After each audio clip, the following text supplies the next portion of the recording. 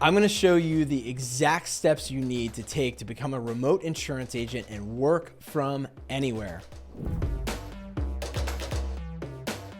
If you've been waiting to pull the trigger on becoming a remote insurance agent and aren't sure how to make the leap, this is the episode for you. I'm about to share the complete guide on how to become a remote insurance agent. And I developed this from firsthand experience hiring remote insurance agents who work for me right now all over the country. So grab a pen, get ready to take some notes, and stay tuned until the end because I've got a free resource that you can download that will help you land your first remote insurance agent job. So let's get started. We're going to start with the prep work section, okay? Before the interview. Number one, high-speed internet. You have to have high-speed internet if you're going to be working from home. Don't depend on the fact that the company that hires you may pay for that. You need to assume that you are going to have to be financially responsible for that. So unfortunately, you're not going to be able to skimp. You've got to have minimum of 10 megabytes per second speed. Fiber is much more widely available now. So hopefully where you live, you can get it, but you have to get the fastest internet you have. You're going to be on Zoom calls. You're going to have voice over internet phones. The internet has to be capable of prioritizing those calls. So it's not just the speed, but it's actually the quality. Feel free to ask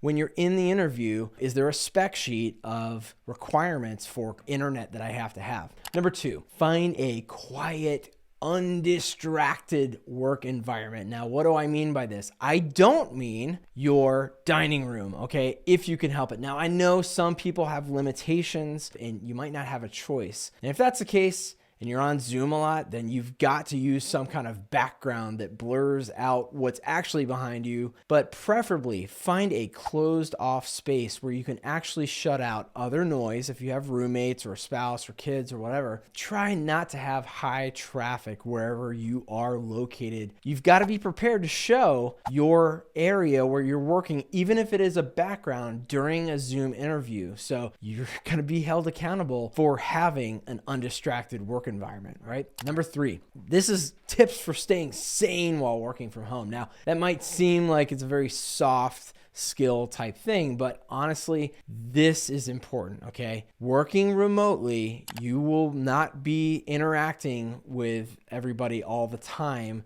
in a physical environment. If you haven't done this before, you think that you're going to be okay, but believe me, you've got to prepare ahead of time to remain sane. So here's some things you can do. Take frequent breaks, okay? Use alarms. Our phones have them, our watches have them. Something that's going to remind you, that's going to trigger you to stand up, walk around, get a cup of coffee, walk your dog, whatever it is, but you've got to be able to take those breaks. Another tip I have for you on this is get a stand-up desk. You don't have to get the actual desk, but you can get one of those things that you put on top of a desk that will acts like a riser that can go up and down depending on whether you're sitting or standing.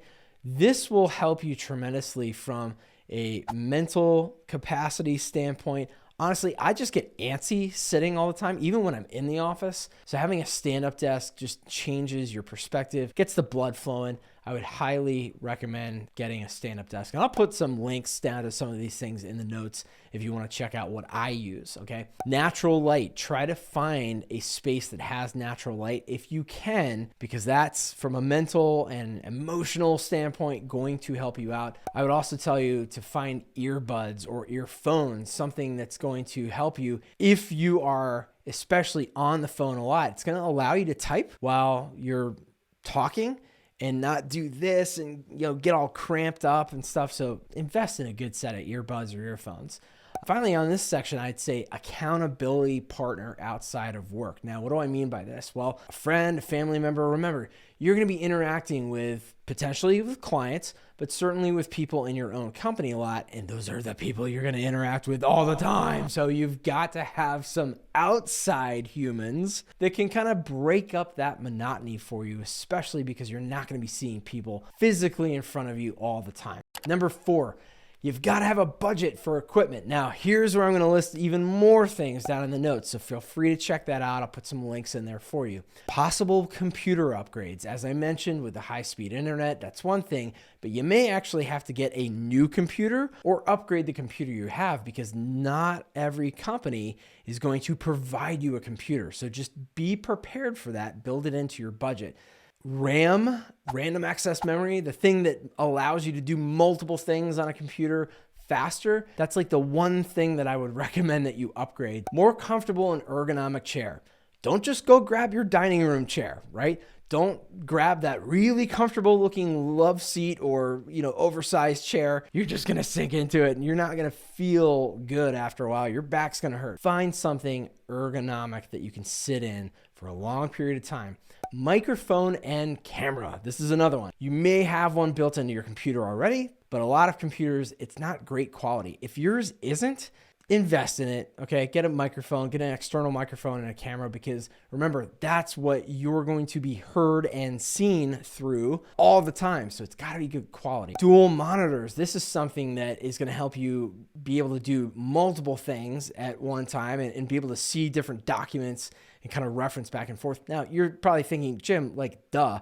Yeah, because you have access to that in your office now. You might not have that readily available at your house. So if they're not going to provide you the equipment, budget in dual monitors. And then I would say a ring light or an LED panel. I'm using LED panels from Newer. Think about what's going to literally present the vision of you and the sound of you, because that's how people are going to interact with you all the time when you're working remotely. Number 5, set boundaries with your roommates or loved ones. What do I mean by this? A couple things. Number 1, time expectations. You've got to let them know when you are actually available.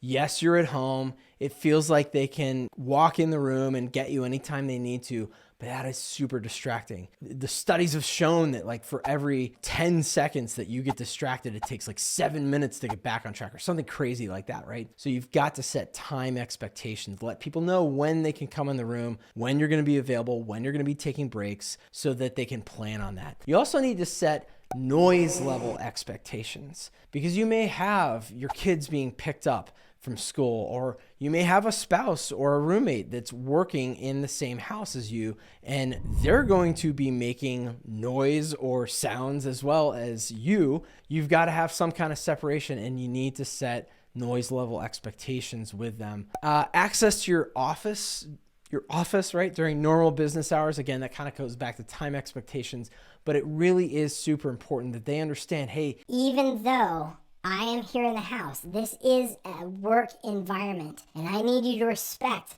my office hours, okay, when I'm available to you versus when I'm not. Next section is the interview section, right? You're ready to become a remote insurance agent, and now you got to interview for the position. Be prepared to show your office space already set up and demonstrate your internet speed. Now, why would you want to do this? Why don't you say, well, I could just jump on the interview and say, hey, look, I'm in my dining room, but don't worry, I'm going to move. Because we have had enough people as an employer interviewing others who want to work remotely say the same thing to us. And then it turns out once we hire them, oh, that's actually where they're working. And, they've got TV in the background, dogs barking, kids running through, and it's just not working out. We've had to make some tough decisions in the past, so don't be that person. Give yourself a leg up by already having everything set up the way that it's going to be set up when you're working remotely, and demonstrate to them that you are a professional and you're ready to go. You're ready to hit the ground running, okay? I would recommend that you test out your setup with a friend or family member first. Actually get on a Zoom call with them. Test out the audio, test out the lighting. Make sure that if you do have to have a background for some reason, make sure that it looks good, make sure it's working, and remove all distractions before you actually get on the interview. If you've got a dog or a pet that's going to make noise, get them out just for the interview, and find some way to make sure that that animal is not going to make noise when you're regularly working. Even if you have to get them training, it is what it is, right?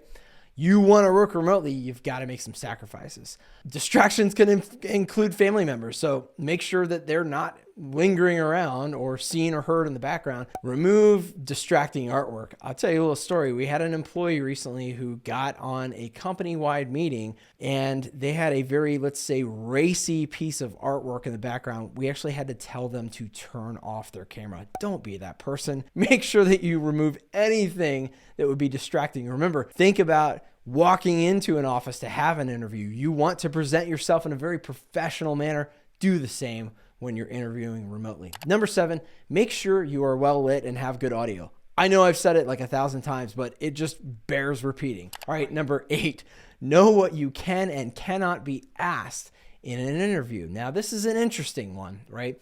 Because you may get questions that you normally wouldn't get because you're applying for a remote position. They want to find out, are you going to be in a distracted environment? So they may ask you things about your family or your children. They're not allowed to. So just be aware of that and think about how you might respond instead to be able to pivot and say, I can tell you that I have a very undistracted work environment, and give them a plan. They're not allowed to ask you questions that reveal very personal information, and family and children is one of those. They can't ask you anything that reveals your age. So if they ask you what year you graduated from college, have a response plan for that. They can't ask you anything about your current salary. Now, some states have this law, some states don't. Just be prepared to pivot the conversation to explain what your salary expectations are, maybe instead of your current salary. Now, I did create a video called The Top 3 Interview Questions to Avoid. Check that video out. It'll give you some tips on how to do that. Number 9,